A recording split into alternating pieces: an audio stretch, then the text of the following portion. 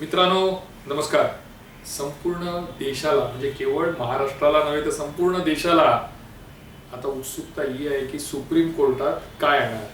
तसं पाहायला गेलं तर शिवसेना पक्ष आणि धनुष्यबाण चिन्ह हे गेल्या 3.5 वर्षापासून त्याची सुनावणी सुप्रीम कोर्टात आहे. त्यामुळे आपण असं म्हणा की एखाद्या आपण जेव्हा गुऱ्हाळामध्ये ऊस टाकतो आणि मग त्याचा गोडवा शेवटच्या संपेपर्यंत तो रस निघेपर्यंत आपण ते जे गुऱ्हाळात वाले असतात ते टाकत असतात. आज ती स्थिती या सुनावणीची आहे. सुनावणी अंतिम टप्प्यात आलेली आहे. कपिल सिब्बल आणि संपूर्ण बाजू ही ठाकरे गटाची प्रभावीपणे मांडली आहे. म्हणजे थोडक्यात आपण असं म्हणूया की त्यांनी अगदी पिसं काढलेली आहे निवडणूक आयोग, विधानसभा अध्यक्ष राहुल नार्वेकर आणि शिंदेच्या शिवसेनेची. कशा पद्धतीने धोकादाडी करण्यात आली, कशा पद्धतीने बेकायदेशीरपणे शिवसेना हा पक्ष आणि धनुष्यबाण चिन्ह हे ठाकरेंकडून घेऊन ते शिंदेना देण्यात आलं, त्याचं अगदी वस्त्रहरण हे कपिल सिब्बल यांनी केलं आहे. कपिल सिब्बल यांनी ज्या प्रभावी पद्धतीने बाजू मांडलेली आहे सुप्रीम कोर्टात, आणि सुप्रीम कोर्टाचे जे न्यायमूर्ती आहेत त्रिसदस्यीय खंडपीठाचे, त्यांनी देखील ज्या पद्धतीने कपिल सिब्बल यांना ऐकून घेतलं आहे, काही टिप्पण्या केल्या आहेत, ते पाहिल्यानंतर असं वाटायला लागलंय की जर सुप्रीम कोर्टावर दबाव आला नाही तर निश्चितपणे उद्धव ठाकरे यांना दिलासा मिळण्याची शक्यता आहे. पण शेवटी सर्वसामान्य जनतेच्या मनात अनेक प्रश्न येत असतात, कारण राजकारण म्हटलं की प्रश्न हे निर्माण होतात. त्यामुळे सर्वसामान्य जनतेला आता हा एकच प्रश्न पडलाय, आणि तो प्रश्न म्हणजे की पंतप्रधान नरेंद्र मोदी हे एकनाथ शिंदे यांना तारणार की सुप्रीम कोर्टाचा फैसला हा शिंदेना मारणार. आता खरंच हे बघणं उत्सुकतेचं ठरणार आहे, कारण शिंदे ज्या पद्धतीने मीडियाला सामोरं जात आहेत, शिंदेचे जे नेते आहेत ज्या पद्धतीने बोलतायत, त्या पद्धतीने असं वाटतं की त्यांना आता काही भीती नाही किंवा आपला पक्ष जाणार नाही, आपल्या हातून चिन्ह जाणार नाही, हे जणू काही त्यांना एक संदेश वरून कुठून तरी आलाय आणि त्या आवेशाने ते बोलत असतात. कपिल सिब्बल यांनी जी बाजू मांडली आहे ती बाजू बघितली तर सर्वसामान्य लोक हेच म्हणतात की नाही, पक्ष आणि चिन्ह हे उद्धव ठाकरे यांचं आहे आणि ते त्यांना मिळालं पाहिजे.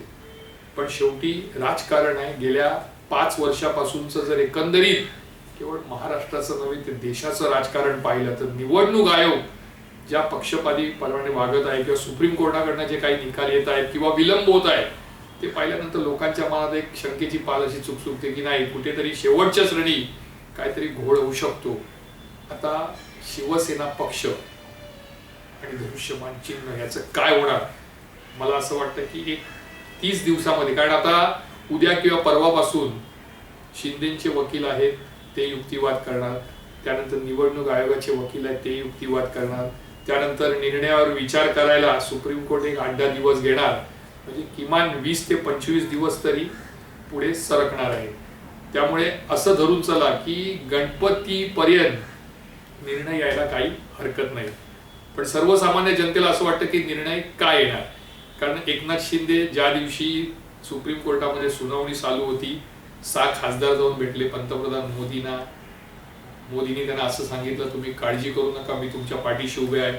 हे म्हटल्याबरोबर संजय राऊत यांनी असं म्हटलं की सुप्रीम कोर्टात केस चालू असताना मोदींनी या 6 आमदार ज्यांच्यावर अपात्रतेची टांगती तलवार आहे त्यांना का भेटावं आणि त्यांना का सांगावं की घाबरू नका, मी तुमच्या पाठीशी आहे.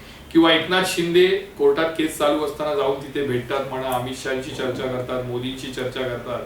तर नेमकं काय नाट्य सुरू आहे याची उत्सुकता सर्वसामान्य जनतेला आहे.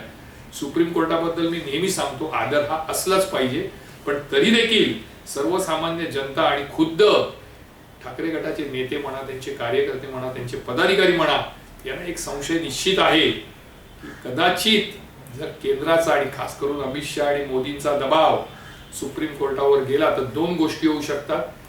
एक तर निकाल हा उद्धव ठाकरे यांच्या विरोधात जाऊ शकतो किंवा तारीख पे तारीखचा जो खेळ आहे तो असाच सुरू राहू शकतो. मात्र जर सत्सर विवेक बुद्धीने जर सुप्रीम कोर्टाने निर्णय देण्याचं ठरवलं तर मात्र 100% एकनाथ शिंदे यांची विकेट तर जाणार, पण निवडणूक आयोग याचं देखील काही खरं नाही. आता येणारा काय ठरवेल की पंतप्रधान नरेंद्र मोदी हे एकनाथ शिंदेना तारणार की जो सुप्रीम फैसला आहे तो एकनाथ शिंदेना मारणार. आपल्याकडे फक्त वाट बघायची आहे. मी अमित जोशी पुन्हा एकदा पुढच्या रविवारी नवा विषय घेऊन तुमच्या समोर येईल. तोपर्यंत तुमची रजा घेतो. जय हिंद, जय महाराष्ट्र.